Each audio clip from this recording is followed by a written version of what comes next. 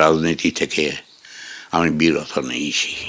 সিঙ্গুরে জমি আন্দোলনের নেপথ্যে অন্যতম কারিগর তৃণমূলের বহু পুরনো সৈনিক।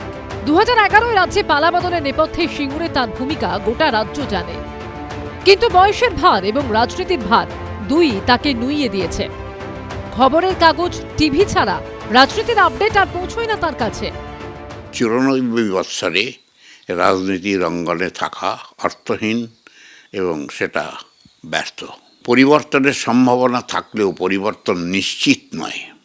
বর্তমান তৃণমূল সরকারের প্রতি অনেকেই ক্ষুব্ধ, কিন্তু সেটা যে একেবারে নিশ্চিত হয়ে উঠেছে হবেই এমন পর্যায়ের নয়। আবার এটা কেন বলছেন? বিরোধী দলেরা সেইভাবে সংগঠিত নয় বলে। সিঙ্গুর মহামায়া উচ্চ বিদ্যালয়ে প্রায় 40 বছর শিক্ষকতা করেছেন রবীন্দ্রনাথ ভট্টাচার্য। 1997 সালে অবসর নেন। এরপরে শুরু হয় মাস্টার মশাইয়ের রাজনৈতিক জীবন। 2001 থেকে 2016 টানা 4 বার সিঙ্গুর থেকে বিধায়ক হয়েছেন।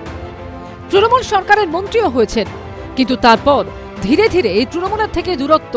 তারপর 2021 সালের ভোটের আগে রাজনৈতিক রং বদল, বিজেপিতে যোগদান, তারপর নিজের গড়েই পরাজয়, তারপর বিজেপির থেকেও তৈরি হয় দূরত্ব।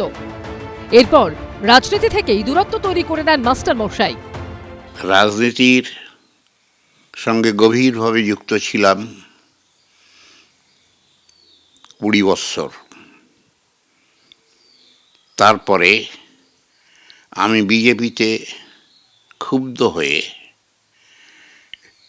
যোগদান করি 2021 সালে।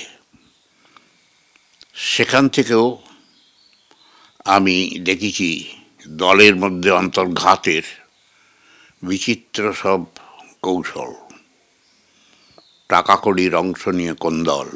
তৃণমূল, বিজেপি তখন আমার কাছে হয়ে উঠেছিল একই পথের যেন পথিক। আমি শেষ পর্যন্ত বিজেপি দলকেও পরিত্যাগ করেছি। যে সিঙ্গুরকে ঘিরে এত কিছু, সেই সিঙ্গুর রয়ে গেছে সেই তিমিরেই।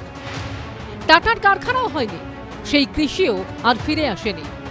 সেই আক্ষেপ এখন শোনা যায় একদা সিঙ্গুর আন্দোলনের অন্যতম প্রধান মুখের গলায়।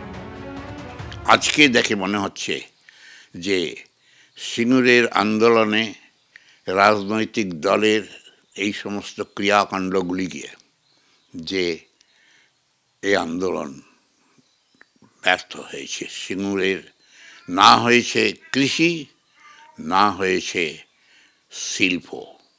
শিল্পও হয়নি, কৃষিও হয়নি। উর্বর জমিগুলো কংক্রিটের জঙ্গল, ঘাস জঙ্গল, শুয়ার, সাপ, ব্যাঙ ইত্যাদির বাসাবাস হয়ে গেছে। স্মৃতিচারণ, আক্ষেপ, সাফল্য, ভুল ঠিক ভেবে সময় কাটানো। একসময় রাজনীতির সক্রিয়তা থেকে এখন বহু দূরে বসে এভাবেই সময় কাটান সিঙ্গুরের মাস্টার মশাই রবীন্দ্রনাথ ভট্টাচার্য। কৃষ্ণেন্দু অধিকারী রিপোর্ট, এবিপি আনন্দ।